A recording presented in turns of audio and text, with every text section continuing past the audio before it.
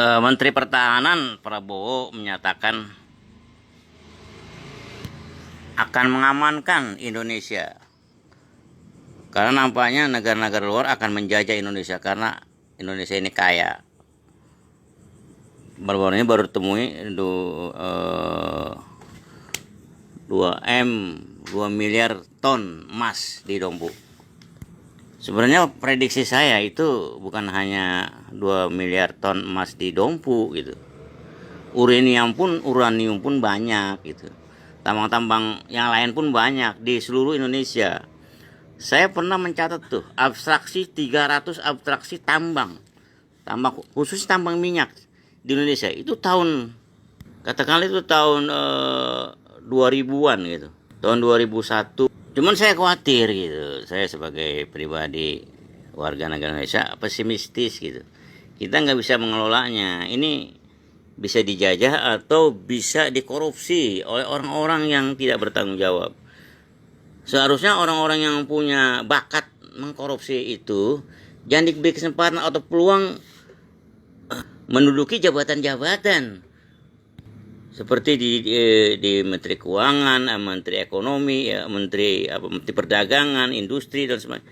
Yang sifatnya, apalagi mereka itu bukan orang-orang Islam, umumnya itu kan orang-orang Cina mereka itu, seperti Edi Tansil dan sebagainya itu. Itu jadi pengalaman pelajaran penting buat kita. Jangan sampai kita menjadi negara miskin lagi gara-gara korupsi mereka gitu. Kan saya sudah pernah katakan bahwa Indonesia ini lebih hebat dari Dubai, tapi kok kita kalah dengan Dubai. Dubai orang baru lahir aja itu dijamin kehidupannya, gajinya. Sampai mereka nikah, ya nikah yang pertama sampai nikah yang keempat itu dibiayai gitu. Semuanya dibiayai warganya gitu. Padahal negara-negara kecil itu, negara besar dan kaya. Contohnya barusan tuh tambang emas ditemui 2 miliar ton emas begitu. Sebenarnya Allah sudah melengkapi kita, khususnya orang Indonesia ini. Dilengkapi dengan karet supaya kita bisa bikin mobil, bikin pesawat udara. Pesawat udara, mobil tanpa karet, tanpa ban itu nggak bisa beroperasi begitu.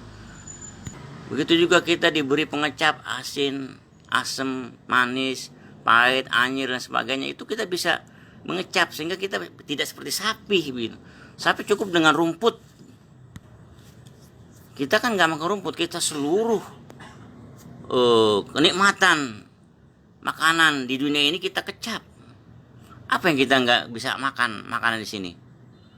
Sapi yang cuma makan rumput melahirkan anak udah berapa kilogram itu anak. Berapa bulan kemudian udah berapa kilo lagi. Padahal rumput doang, apa kita bisa makan rumput? Artinya kita negara kaya ya. Lengkap sekali, udah seperti surga. Indonesia ini seperti surga kata orang lain begitu gitu. Tentang cuacanya ya, tentang alamnya, tentang warganya sendiri yang saling bantu, saling sayang, senyum, murah hati dan sebagainya, saling mengenal, saling menyapa. Coba di luar negeri itu nggak ada gitu. Apa di Cina, di Eropa itu tetangga mereka kenal. Begitu kembali kepada tadi, kita mempunyai tambang seperti tambang emas yang 2 miliar ton emas begitu. Itu kan kita harus syukuri. Dengan cara syukurnya apa? Kita menyembah Allah Subhanahu wa taala, jangan menserikatkan Allah Subhanahu wa taala. Jangan durhaka kepadanya. Ya pakai syariat Islamnya begitu. Mengapa sih? Berabe amat sih begitu. Takut banget gitu. Itu kan emas, tambang emas miliar 2 miliar ton emas itu kan memang dari siapa gitu? Dari berhala mana itu yang ngasih? Dari Tuhan yang mana yang ngasih? Kan Tuhan Allah Subhanahu wa taala itu yang punya Quran dan As-Sunnah itu. Jadi negara mana yang mempunyai tambang emas miliar 2 miliar ton itu ya? Nggak ada. Itu baru ketemu emas, belum ntar uranium, belum nikelnya lagi. Nikel itu bukan satu tambang doang, itu banyak tuh nikel. Secara logika begitu gitu. Kan sudah katakan titik tambang-tambang apapun di Indonesia ini itu bisa ribuan gitu.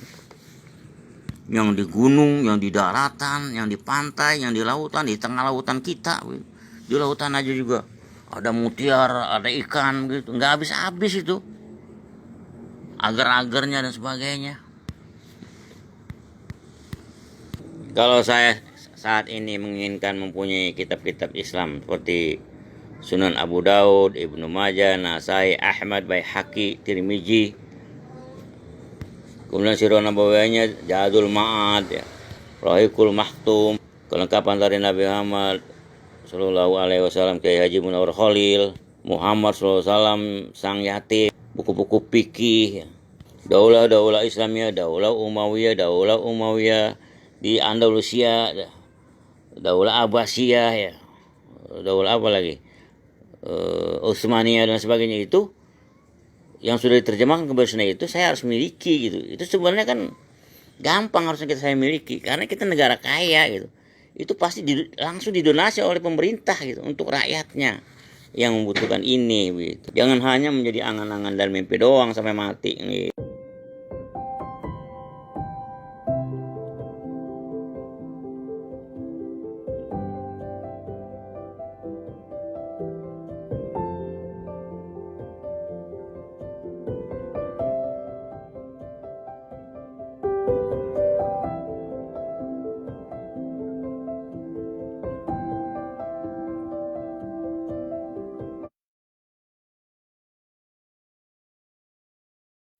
Lebih khusus soal Sri Mulyani ini, ketika kasus Senturi dimunculkan tahun 2009, itu kan menimbulkan satu solidaritas yang kuat.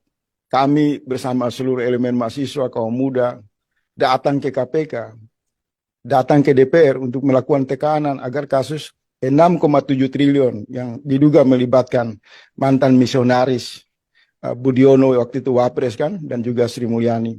Dan itu mendapatkan satu akselerasi dalam gerakan. Lebih khusus soal Sri Mulyani ini, ketika kasus Senturi dimunculkan tahun 2009, itu kan menimbulkan satu solidaritas yang kuat. Kami bersama seluruh elemen mahasiswa, kaum muda, datang ke KPK, datang ke DPR untuk melakukan tekanan agar kasus 6,7 triliun yang diduga melibatkan mantan misionaris Budiono waktu itu Wapres kan, dan juga Sri Mulyani. Dan itu mendapatkan satu akselerasi dalam gerakan. Lebih khusus soal Sri Mulyani ini, ketika kasus Senturi dimunculkan tahun 2009, itu kan menimbulkan satu solidaritas yang kuat. Kami bersama seluruh elemen mahasiswa, kaum muda, datang ke KPK, datang ke DPR untuk melakukan tekanan agar kasus 6,7 triliun yang diduga melibatkan mantan misionaris Budiono waktu itu Wapres kan, dan juga Sri Mulyani. Dan itu mendapatkan satu akselerasi dalam gerakan.